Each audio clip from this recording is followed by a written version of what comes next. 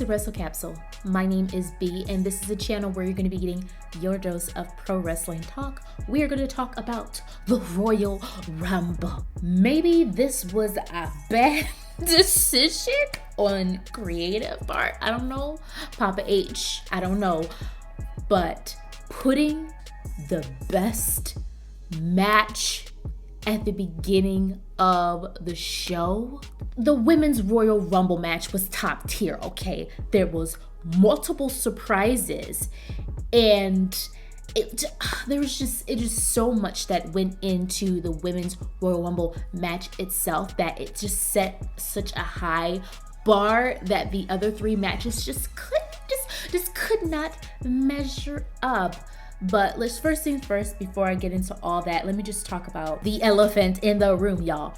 We all knew that Tribal Chief Roman Reigns was not going to lose the Undisputed WWE Universal Championship. Well, duh. Even with three other men gunning for his belt, all at the same time with this fatal four-way, with Randy Orton, AJ Styles, and LA Knight. Like, Roman was not going to lose. And there were times in the match where I was just like, hold on.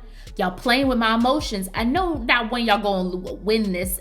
Like, stop. Like, let's be real here, okay? But what I did not like about this match, it's the same thing I always say about Roman Reigns' matches. And I'm thinking about doing a little expose about the Tribal Chief because I have so much to say and it's probably gonna ruffle a lot of feathers, but you know, ruffle, ruffle, ruffle. He always has to win with an interference.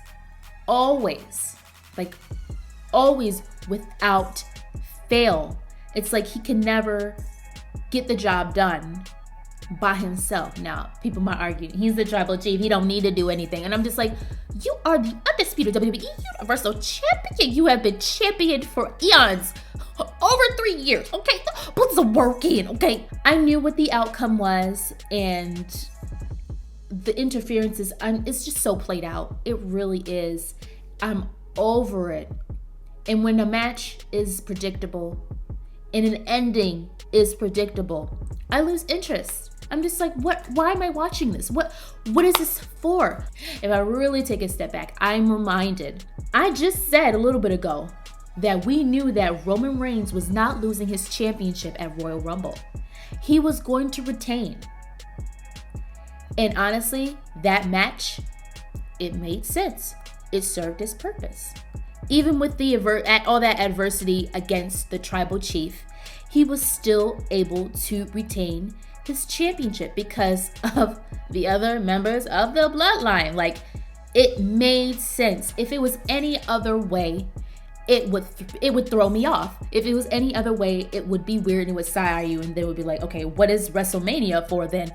Because I feel like if it's not WrestleMania, it's probably gonna be SummerSlam when this man loses his championship, because he ain't losing it anytime soon because of this whole record that he needs to break, you know, Hulk Hogan and all that stuff like that. So the match served its purpose. Roman Reigns is still reigning. I had a feeling with Logan Paul versus Kevin Owens for the United States Championship, I had a feeling that Logan Paul was going to retain. And quite honestly, I was hoping that he would retain.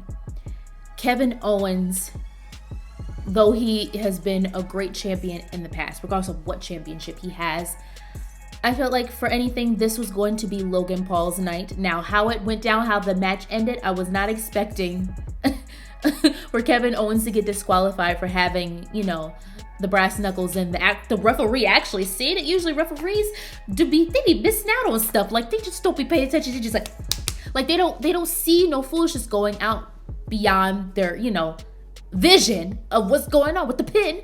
But the fact that the referee actually saw the brass knuckles, I was shook at. It didn't make either men look bad, you know, and it left a cliffhanger for there to be another part to this whole saga of Logan Paul and Kevin Owens, because they got beef. And I felt like in the end, the match served its purpose. I could have went without it, but like I said, it served its purpose. It continues to perpetuate this heel Logan Paul thing that's going on. Right now, him as the heel champion, he's doing some of his best work right now. I'm digging it. I feel like Logan Paul right now is in his prime. Prime. No pun intended. Now, I saw on social media that there were a lot of very upset wrestling fans, specifically with the men's Royal Rumble match, on how things went down. There's a lot of people saying that it was boring. Well, actually, they were saying Royal Rumble in general was boring. I was saying that I would have preferred for neither Cody Rhodes nor CM Punk to win the Royal Rumble. But no, Cody Rhodes won. And I was shooketh.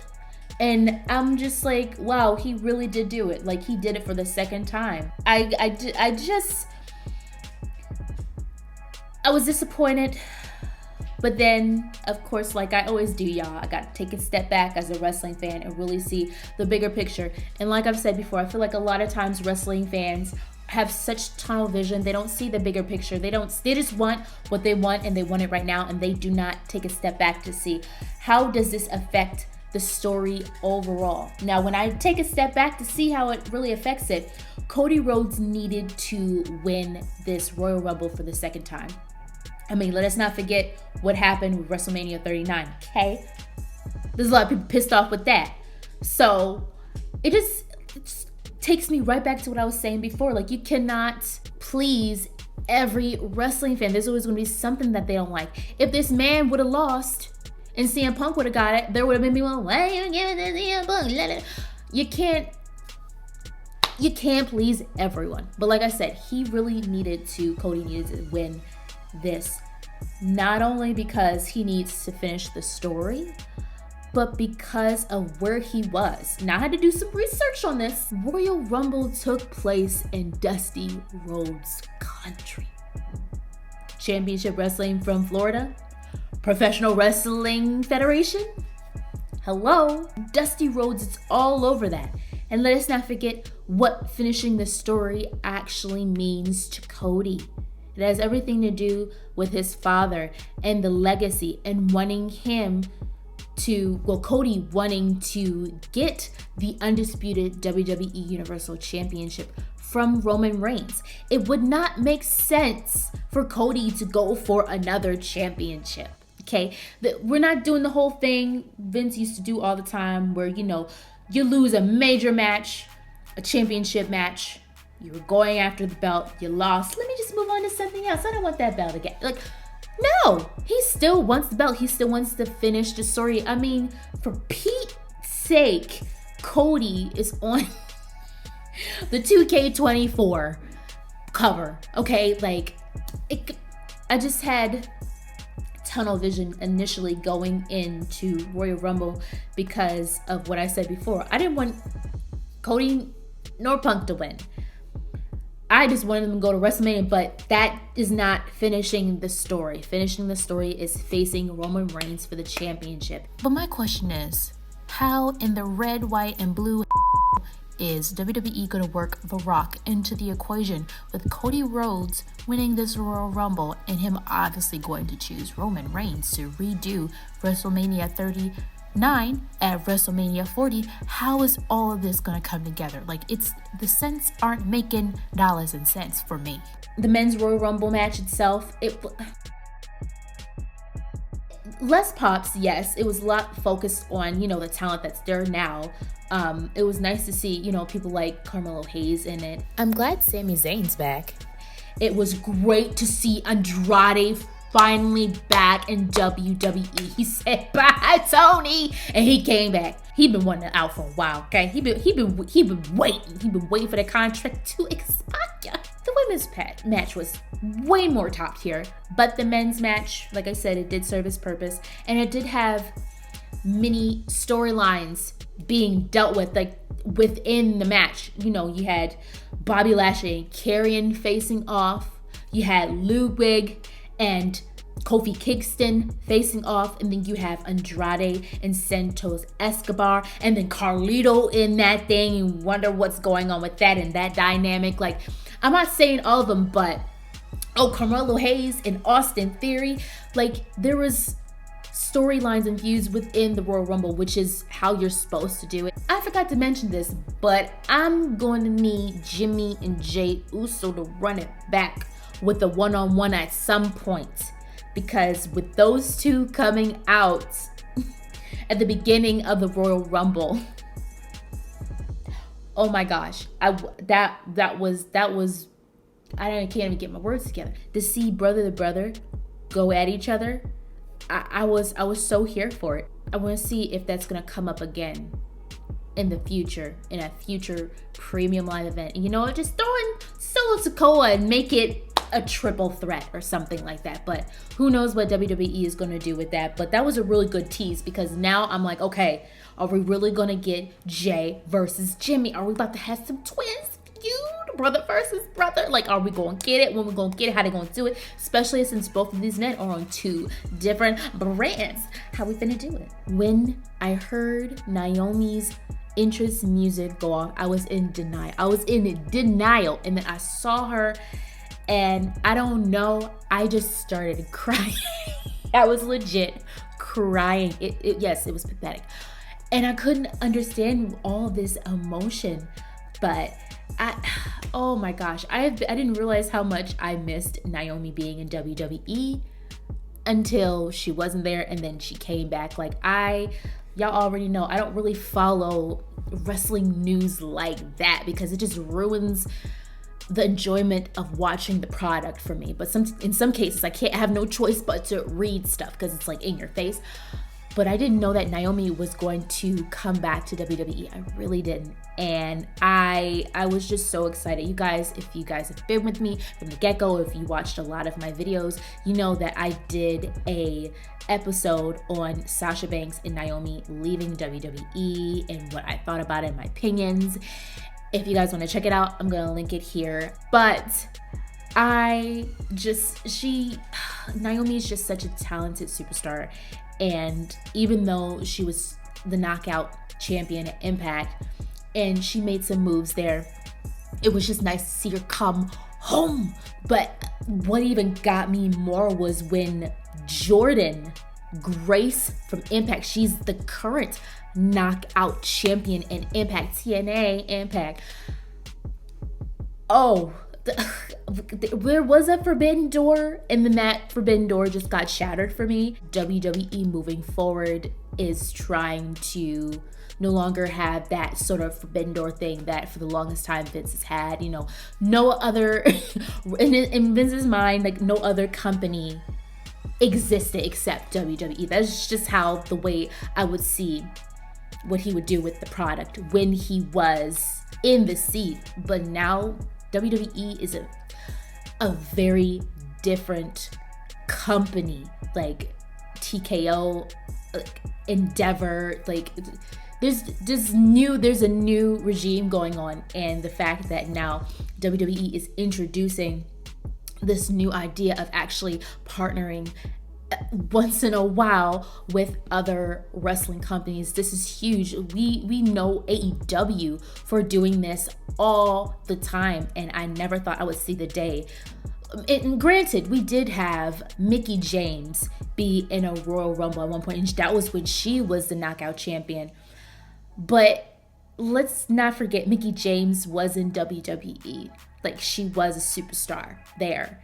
But Jordynne Grace, like, I might not know a lot about her career in pro wrestling, but this was her first time ever being in a WWE premium live event, and her being in a Royal Rumble. Like, that was crazy, like absolutely crazy. And I love the interaction between her and Naomi. Like, oh my gosh, like that. By the way, okay, I've seen Jordynne Grace wrestle a few times while I was watching TNA, and she's very talented, and I'm telling you, the girl is yoked. She is all the way yoked up, and the way she was throwing people around, like, she held her own while she was in there, and I had nothing but respect for her. And I would love to see her again in a WWE ring, but I know she's tearing it down at TNA. But that was just such a great treat to see. I've, like, in the past, when I've watched Royal Rumbles, especially for the past couple years with Vince, it would always be, and I'm just specifically talking about the Women's Royal Rumble, like, ever since 2018 with the first one, we would see, you know, a bunch of legends come back. And granted, I have so much respect for the legends. Trish, Molly Holly, and Lita, Michelle McCool. Like, I love that. That's cool. But after a certain point, it got to me where it was just replayed. Like, it was overplayed. And I started looking to the future, just like you would think every other wrestling fan. Superstars who are up and coming, who are, whether they're already on the main roster and trying to make a name for themselves, or they're in the NXT and they're trying to get called up and they're putting in work in the development brand. Like, I don't know about y'all, but I love seeing the new faces that we don't see a lot in the Royal Rumble. That to me adds a pop. And maybe it's because I follow NXT. There's a lot of, you know, WWE fans out there who solely just watch, you know, Raw and SmackDown. They don't really care about the developmental brand. And honestly, I feel like they're missing out.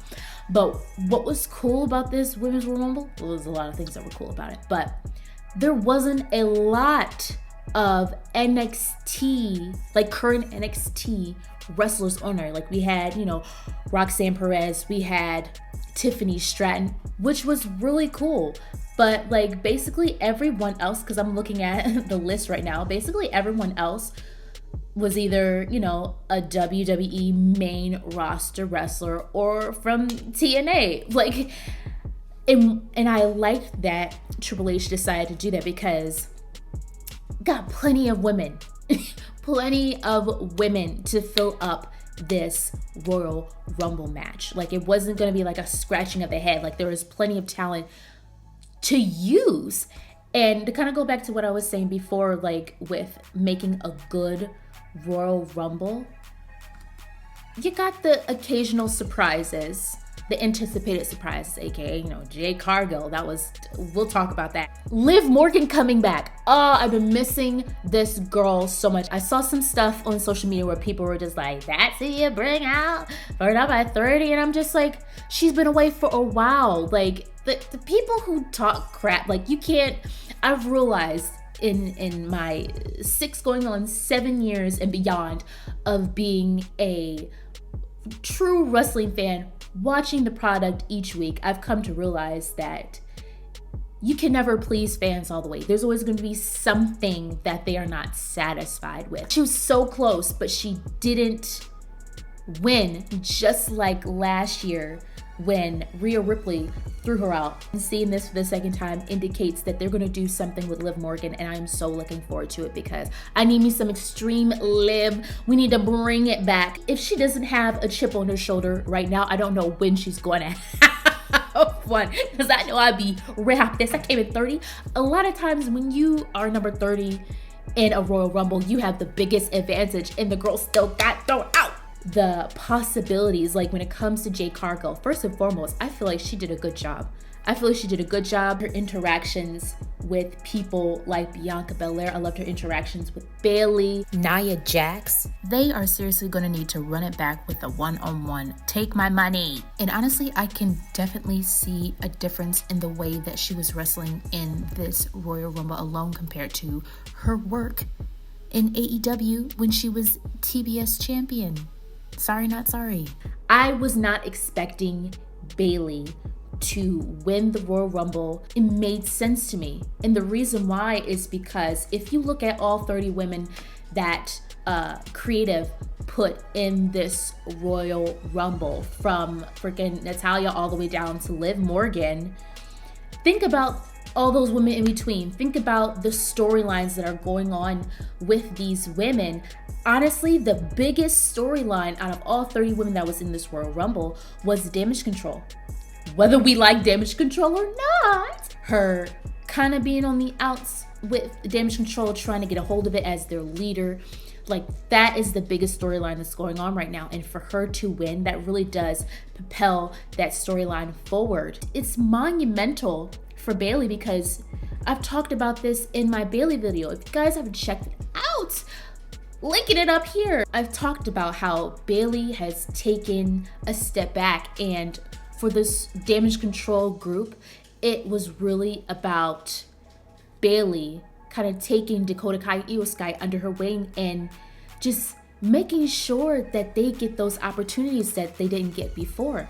And surely they did. Like, if we really look at the real reason behind creating damage control, it's served its purpose, and it did its job. Now, whether we liked how it went down on TV, that's a whole nother story. But Dakota Kai and Io Sky became women's tag team champions twice, and Io Sky became WWE Women's Champion. The fact that Bayley was able to take home the W with this, and not only that, even though she did have help from Kairi Sane and Asuka, they both got thrown out eventually, and from then on, Bayley was just holding on.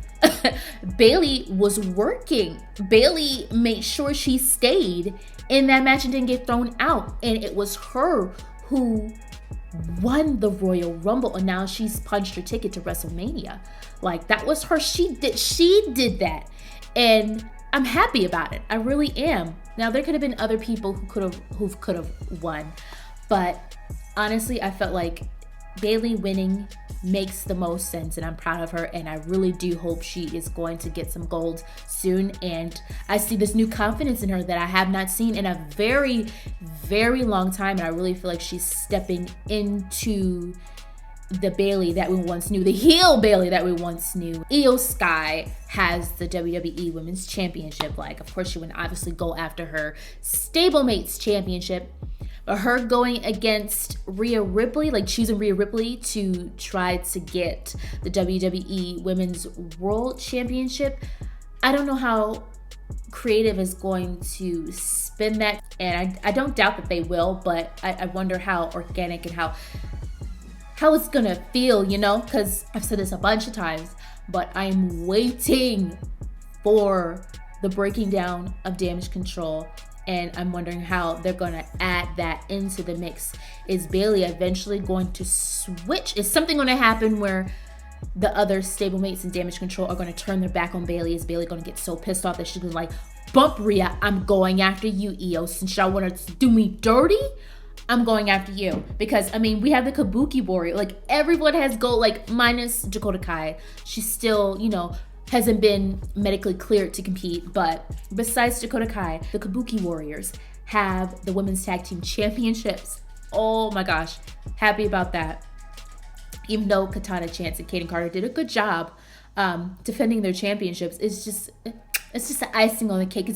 It's giving 2020 with the Kabuki Warriors being Women's Tag Team Champions, okay? Besides Dakota, the only person that doesn't have a championship is Bayley, and she's going after the gold. So I'm interested to see the dynamic between Rhea Ripley and Bayley on camera, how that's going to play out and how it's going to look. But yeah, that's my 2 cents on Royal Rumble. Guys, let me know what you thought about this premium live event. Don't forget to like, comment, and subscribe for more episodes. Thank you so much for watching. And if you guys want me to make videos about a specific topic, let me know in the comments down below. I read my comments, okay? Signing off. Bye.